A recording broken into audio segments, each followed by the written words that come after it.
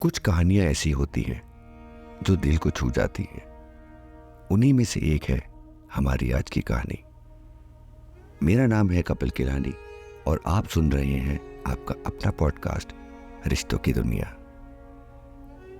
ये कहानी है बिंदास बंधन, जो कि गुजरात की कैपिटल गांधीनगर में रहने वाली जेकब फर्नांडिस और नैना पटेल की।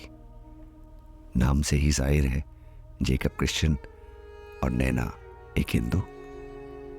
दोनों बचपन से, इनफैक्ट नर्सरी क्लास से ही साथ साथ पढ़ते थे और 12th आते आते बहुत अच्छे दोस्त बन चुके थे। इतने अच्छे दोस्त कि स्कूल में सबको लगता था इन दोनों में कोई अफेयर है। लेकिन वो इतने अच्छे दोस्त थे कि स्कूलिंग के बाद जब दोनों अलग अलग कॉलेजेस में गए तो जेकब नैना के लिए लड़के ढूंढता और नैना उसकी गर्लफ्रेंड्स को लेटर लिखती।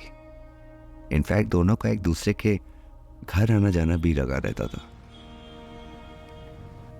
इतनी अच्छी दोस्ती की कभी सोचा भी नहीं कि शादी इससे करनी है।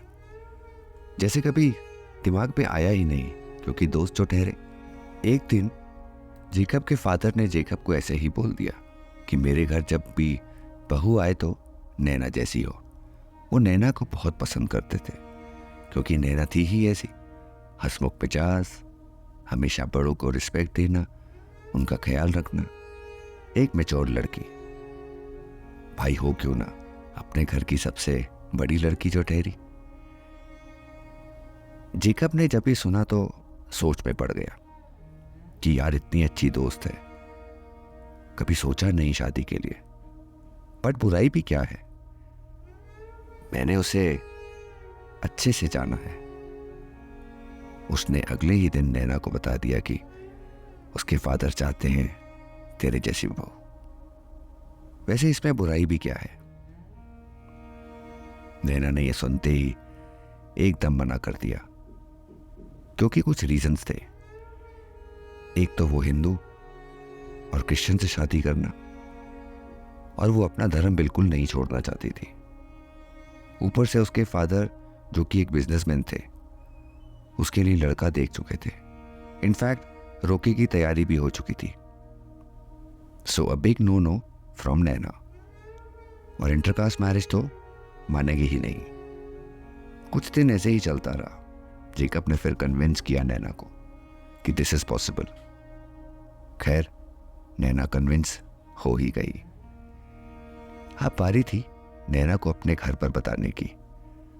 उसने अपने पेरेंट्स को बताया कि वो जेकब से शादी करना चाहती है, लेकिन एज यूजुअल नॉट पॉसिबल। लेकिन नैना अपना 100% मन और दिल बना चुकी थी कि शादी अब जेकब से ही करनी है। कुछ महीने ऐसे ही बीत गए, लेकिन इस दौरान दोनों ने फैसला किया कि शादी कर लेते हैं। जेकब के पेरेंट्स तो एग्रीड हैं। फिर क्या था, आर्य समाज मंदिर में शादी करी और बेस्ट पार्ट कि जेकब ने अपना रिलीजन भी चेंज किया, नैना के खातिर और शादी के पर्पस से भी। अब शादी तो हो गई। दुविधा ये थी कि नैना ससुराल जाए या अपने घर। लेकिन वो अपने घर गई। घर पर सब कुछ सच सच बता दिया। ये सुनते ही घर पर सब चौंक गए और नैना को घर पर ही रहने की सलाह दी गई। उसी रात चुपके से, रात के अंधेरे में, नैना ने एक लेटर लिखा अपने पेरेंट्स के नाम और घर छोड़कर, दरवाजा खोलकर चली गई मुंबई जेकब के साथ। यहां नैना के घर पर मानो जैसे मातम सा छा गया हो, क्योंकि घर की सबसे बड़ी लड़की से ये एक्सपेक्टेड नहीं था।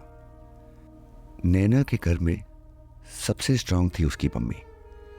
लेकिन वो कहते हैं ना, रिश्तेदार ज़्यादा परेशान करते हैं, या यूं कहिए कि बात को बढ़ा चढ़ाकर बात को करते हैं सबके साथ। कुछ ने तो इतना तक बोल दिया, नैना तेरे घर गुंडे भिजवा देंगे तेरे पापा। लेकिन नैना को पता था कि उसके पापा ऐसा नहीं कर सकते और ना ही करेंगे। खैर, नैना के परिवार में सबसे समझदार थे उसके बड़े चाचा।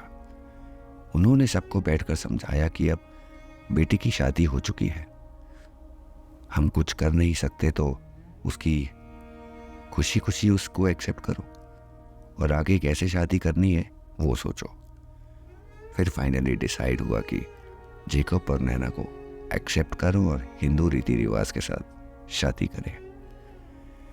फाइनली दोनों परिवार मिले और दोनों तरीकों से नैना और जेकब की शादी हुई।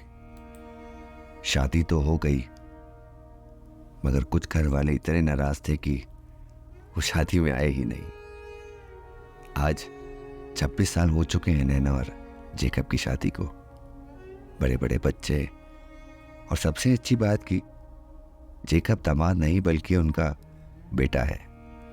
कुछ प्रॉब्लम हो या कुछ सलाह करनी हो तो जेकब से होती है। जेकब ने अपने शांत स्वभाव से नैना के घर वालों का दिल जीत लिया। दोनों एक दूसरे की रिलीजन की रिस्पेक्ट करते हैं। नैना अपने पूरे मन से पूजा पाठ करती है और हर संडे जेकब के साथ चर्च जाती है, और वहीं जेकब पूरी तरह से मन से फेस्टिवल मनाता है, चाहे वो दिवाली हो, होली या फिर क्रिसमस। तो ये थी हमारी कहानी बिंदास कनेक्शन। ये कहानी हमें क्या सिखाती है, कमेंट्स करके ज़रूर बताइएगा।